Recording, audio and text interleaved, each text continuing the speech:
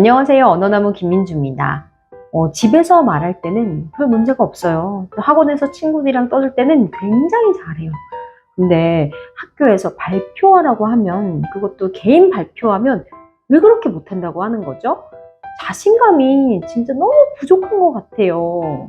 특히 요즘은 발표 수업도 굉장히 많아지고 우리 때랑은 다르게 또 어릴 때부터 면접을 보는 경우들이 굉장히 많아져서 자신감 있게 말하는 방법에 대한 중요성이 정말 커지고 있는데요. 사실 말을 하는 능력은 한번 자리를 잡으면 고치기가 너무 힘들기 때문에 어릴 때부터 바른 습관을 잡아주는 게 굉장히 중요합니다. 그래서 오늘은 발표 잘하는 아이를 만드는 방법 3가지를 소개합니다. 먼저 아이의 자신감, 그러니까 자존감을 높여줘야겠죠. 그러기 위해서는 부모의 역할이 굉장히 중요한데요. 아이의 말을 끝까지 경청을 해주셔야 됩니다. 대체 무슨 소리야? 대체 뭐라고 하는 거야? 이런 생각 하시지 마시고요. 끝까지 잘 들어주세요. 특히 이때는 아이의 눈을 바라보면서 듣는 게 굉장히 중요한데요.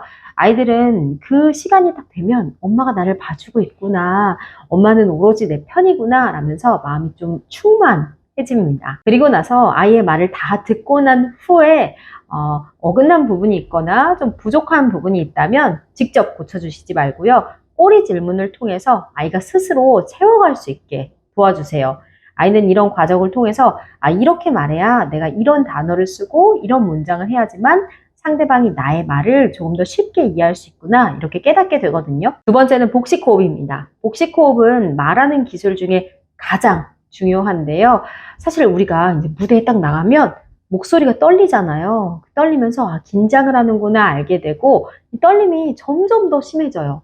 그런데 복식 호흡을 하게 되면요, 내가 떨리는 자리에 가도 목소리가 떨리질 않아요. 그래서 떨리는지 안 떨리는지 절대 모르겠죠. 복식 호흡 굉장히 어렵지만 가장 쉽게 생각할 수 있는 건요, 내 배가 풍선이라고 생각해 보시는 거예요.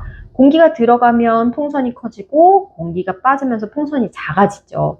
그런 것처럼 내가 말을 하기 전에 공기를 먹어서 내 배를 키워놓고 이 공기를 빼면서 소리를 계속 내주는 건데요. 처음에는 좀 힘들더라도 시간이 지나서 복식 호흡이 딱 완성이 되고 나면 그때부터는 진짜 발표가 전혀 두렵지가 않습니다. 세 번째는 정말 쉽고 간단하지만 모두가 놓치고 있는 기술, 바로 종결어미에 악센트를 주는 건데요. 말을 잘하는 사람들의 이야기를 들어보면요, 종결어미가 굉장히 명확해요. 뭐뭐 했습니다, 뭐뭐 했어요, 이렇게 생각합니다. 끝에 종결어미를 끝까지 밀어주셔야 되는데요. 아이들은 대부분 얘기할 때 했습니다, 생각했습니다, 이런 식으로 얘기하거나 끝을 흐리멍텅하게 빼는 경우가 있어요. 말 끝을 흐리게 되면 소극적이고 좀 자신감이 없어 보이기 때문에 말 끝을 끝까지 밀어주시는 게 굉장히 중요합니다. 아이들의 말 습관은 진짜 하루아침에 변하지 않습니다. 학원을 다니면서 고쳐도 좋고 다른 방법도 무수히 많겠지만 집에서도 꼭 같이 해주셔야 되는데요. 지금은 조금 답답하고 왜 이렇게 느려 할지라도 어느 순간 보면 발표도 잘하고 굉장히 자신감 넘쳐 있는 아이로 변하겠죠. 이상 언어나무 김민주였습니다.